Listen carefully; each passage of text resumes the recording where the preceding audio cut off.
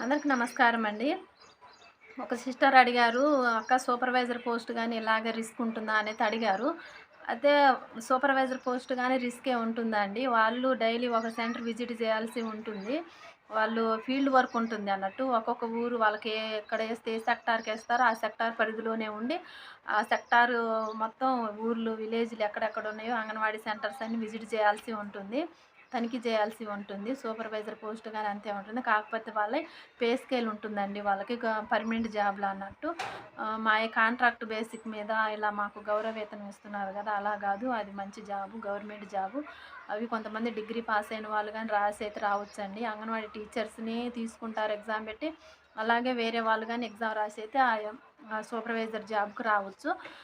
Supervisor job అనేది వాళ్ళకి మరి పెన్షన్ సౌకర్యం ఉంటుందా అక్క అని గూడా అడిగారు. ఉంటుందండి వాళ్ళకి. గవర్నమెంట్‌ది గాబట్టి అన్ని అలవెన్స్‌లు ఉంటాయి. వాళ్ళకి అన్ని అవకాశాలుంటాయన్నట్టు. ఈరోజు మా అంగన్వాడీ సెంటర్‌కి రైస్ రావటం జరిగింది. ఆ రైస్ గానైతే నేను ఎళ్ళైతే రైస్ తీసుకొనొచ్చాను. హాలిడేస్ అని పేరుకేనండి. నిన్న గాక మొన్ననే బాలామృతం మరియు స్నాక్స్ అయితే రావటం జరిగింది అంగన్వాడీ సెంటర్‌కి. అవి గాని దింపుకొనొచ్చాము. ఇట్టనే ఎవరైనా మ్యారేజెస్‌కి ఏమన్నా హాలిడేస్ అని ఎటన్నా ఊరికెళ్ళినా గానీ తంబేయాల్సిందే. మీరు ఎక్కడున్నా రావాలని అయితే ఫోన్లు చేస్తారు. హెల్పర్స్ ఉంటే హెల్పర్స్ ఇప్పుడు 15 రోజులు వాళ్ళు ఉండాలి గాబట్టి వాళ్ళు తీసుకుంటారు. హెల్పర్స్ లేని సెంటర్ చాలా ఉన్నాయి. వేకెన్సీస్ ఉన్నాయి గాబట్టి హెల్పర్ లేని వాళ్ళైతే టీచర్ ఎటు పోవడానికి వీల్లేదని చెప్పా గదా! టీచర్ అయితే కంపల్సరీగా వచ్చి తంబేయాల్సి ఉంటుంది.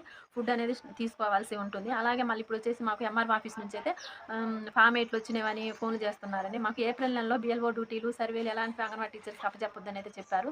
అప్పుడు మేమనుకున్నాం సరే ఇవి తీసేస్తున్నారులే మంచిదే అని అనుకున్నాము. మళ్ళీ అంతలోకినే మళ్ళీ ఈ నెలలో అయితే మీరు ఫామ్ ఎట్లొచ్చినాయి అనైతే మాకు ఆర్ఐ సార్ ఫోన్ చేయటం జరిగింది. బిఎల్ఓ యాప్ లాగిన్ అవ్వండి అని కూడా ఫోన్లు చేయటం జరిగింది. అయితే ఏప్రిల్ నెలలో మేము పోషణ పక్షం ప్రోగ్రామ్స్ చేసినాం కాబట్టి ఓన్లీ ఆ ప్రోగ్రామ్స్ వరకే ఇయన్నీ సర్వేలు ఇయి చెప్పొద్దని ఆపారేమో! ఒకవేళ ఆ ప్రోగ్రామ్ సక్సెస్ చేయాలని ఒకవేళ అట్లా చెప్పారేమో! మరి బిఎల్ఓ డ్యూటీలయితే ఉన్నట్టే ఉందండి. ఇంకా మాకైతే ఫోన్లు చేస్తున్నారు. మాకు రిపోర్ట్ అడుగుతున్నారు. యాప్ ఉంటదండి బిఎల్ఓది. మేము అంగన్వాడీ సెంటర్‌కి 2 యాప్‌లు ఎన్ఎస్‌టీఎస్, పోషణ ట్రాకర్ ఎలా చేస్తామో ఎంఆర్‌ఓ ఆఫీస్ నుంచి కూడా బిఎల్ఓ యాప్ అనేది ఉంటది.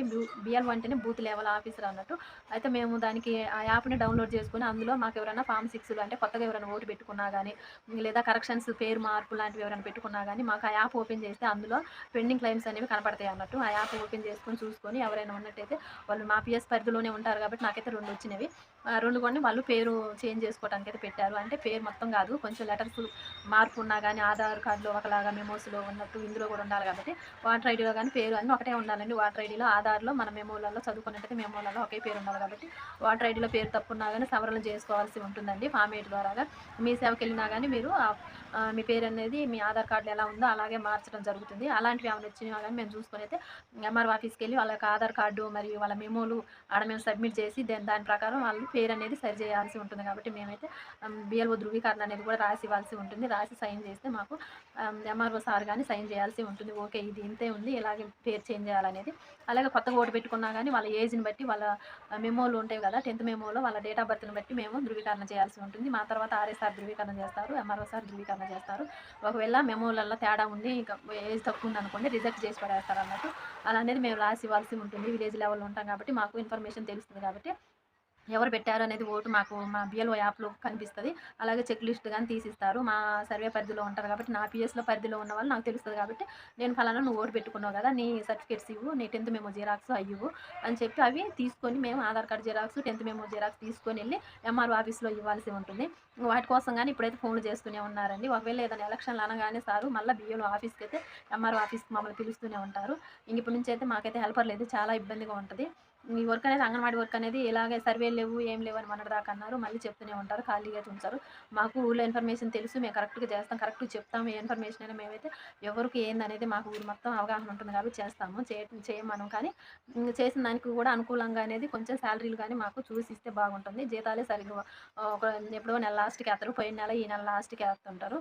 అలాగే మేము హాలిడేస్‌లో కూడా మానుకొని మేము వర్క్ చేయాల్సి ఉంటుంది. డ్యూటీలు చేయాల్సి ఉంటుంది అంగన్వాడీ టీచర్స్‌ని.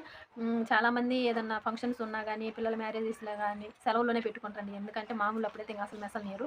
అందుకని హాలిడేస్ అని ఇప్పుడు పెట్టుకున్నా గానీ, కనీసం వాళ్ళకి ఆయమ్మ లేకపోతే మాత్రం ఇంక వాళ్ళు వర్క్‌లో ఉన్నట్టే. ఎటు వెళ్ళేది లేదు. ఒకటే ఫోన్‌లు, ఒకటే రిపోర్ట్‌లు. ఫోన్‌లో డైలీ ఏదో ఒక రిపోర్ట్ అడుగుతూనే ఉంటారు. మేము ఈరోజు గానీ అంగన్వాడీ సెంటర్‌లో కరెంట్ ఉందా అనేది ఇన్ఫర్మేషన్ అయితే ఒక 27 కాలమ్స్ ఉన్నాయండి మా సెక్టార్‌లో అందరివైతే. నేను కనుక్కొని రాసి పెట్టడం జరిగింది. మేడం వాళ్ళు 2 సెక్టార్‌లకు ఒక సూపర్వైజర్ ఉంటారు కాబట్టి వాళ్ళు మొత్తం మా సెక్టార్‌లో 13 సెంటర్స్ ఉంటే ఇంకో సెక్టార్‌లో 23 సెంటర్స్ దాకా ఉన్నాయి. మొత్తం 30, 40 అంగన్వాడీ సెంటర్ రిపోర్ట్స్ వాళ్ళు రాయాలంటే లేట్ అవుతది కాబట్టి మేము ఆ రిపోర్టు కరెక్షన్ చేసుకొని మొత్తం అందరివి రాసి ఒక పేపర్ మీద పెడితే మేడం వాళ్ళది రిపోర్ట్ అనేది మళ్ళీ రాసుకోవడం జరుగుతుంది. అలా అనేది ఏ పొద్దు ఏదో ఒక రిపోర్ట్ అడుగుతూనే ఉంటారు. సెలవులని లేవు. ఇప్పుడు మా మేడం వాళ్ళకి గాని సెలవులు లేనట్టేగా. ఎందుకంటే ఇప్పుడు రిపోర్ట్ వాళ్ళు గాని వాళ్ళే తీసుకుంటున్నారు. అంటే సూపర్వైజర్స్ గాని అంతే ఉంది. కాకపోతే వాళ్ళది పర్మనెంట్ జాబ్ అన్నట్టు. వాళ్ళ పర్మనెంట్ జాబ్‌లండి.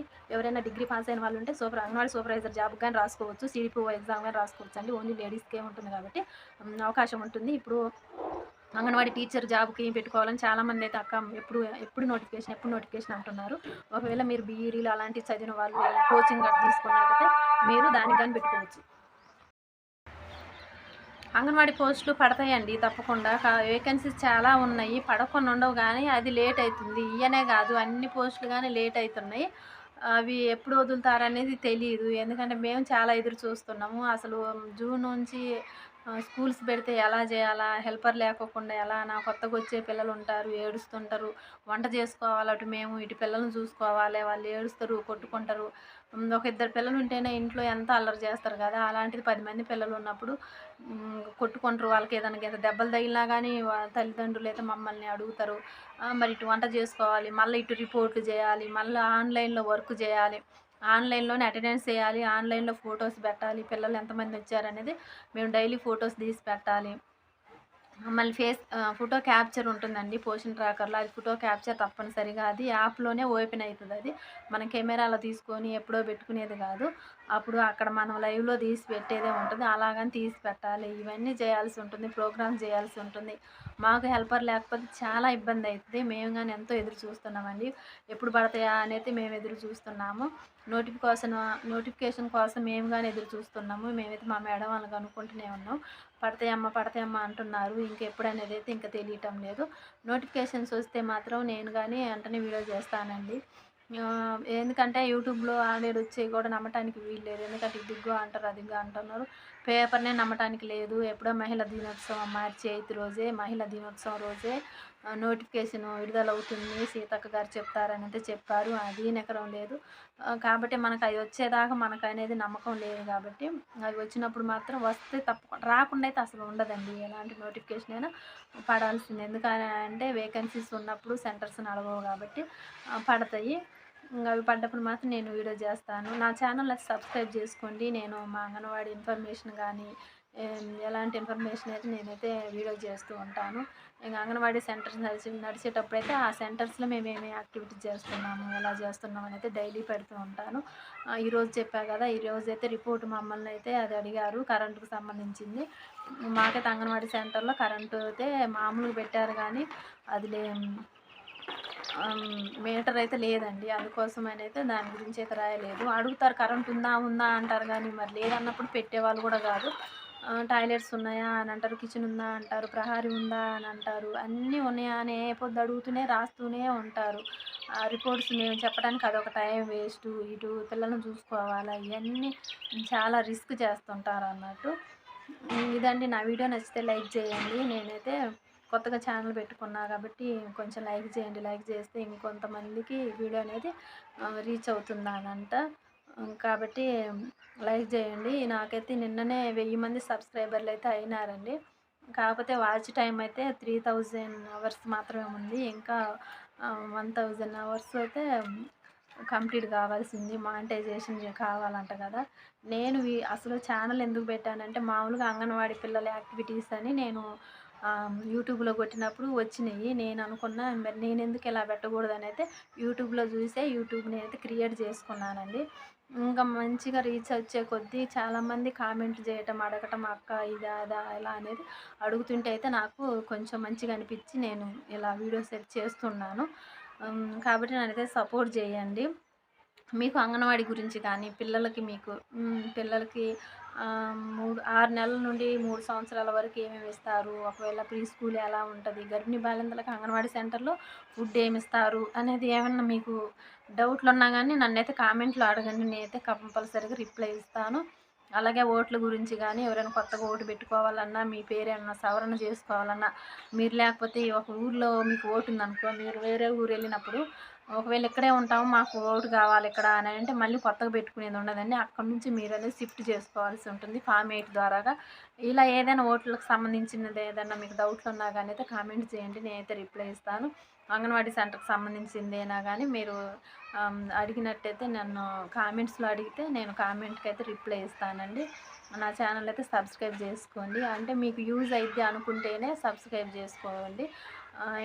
ఎందుకులే అనుకుంటే వదిలేయండి. కాకపోతే ఒక లైక్ చేయండి. ఈ వీడియో ఎంతవరకు చూసారంటే మీకు యూజ్ అయిద్దని అనుకుంటున్నాను. ఎందుకనంటే ఆ ఇన్ఫర్మేషన్ మీరు నేను చెప్పేది విన్నారనంటే మీకు గాని కొంత అంగన్వాడీ గురించి మీకు తెలుసుకోవాలని ఉంటేనే చూస్తారు. లేదా విలేజ్‌లో ఏది జరిగినా మాకైతే ముందు మాకే తెలుస్తుందండి. ఏదైనా రేషన్ కార్డులు పెట్టుకుంటున్నా గానీ, ఎలాంటి స్కీములు వచ్చినా గానీ, మాకు ముందు అంగన్వాడీ టీచర్స్‌కి తెలుస్తుంది గాబట్టి, నేను వేరే స్కీమ్స్ ఏదన్నా ఇంప్లిమెంటేషన్ చేస్తున్నా గానీ, ఇందిరమ్మ కాలనీలొస్తున్నా గానీ, ఏదైనా గానీ నేనైతే రేషన్ కార్డుల గురించి గానీ, ఏదన్నా మాకు ఇట్నే మీటింగులు, గ్రామ సభలు నిర్వహిస్తారు గాబట్టి, నేను షేర్ చేస్తాను. ఏదన్నా ఇన్ఫర్మేషన్ ఉన్నా గానీ నేను వీడియో చేస్తాను. నా ఛానల్ అయితే సబ్స్క్రైబ్ చేసుకోండి. Thank you.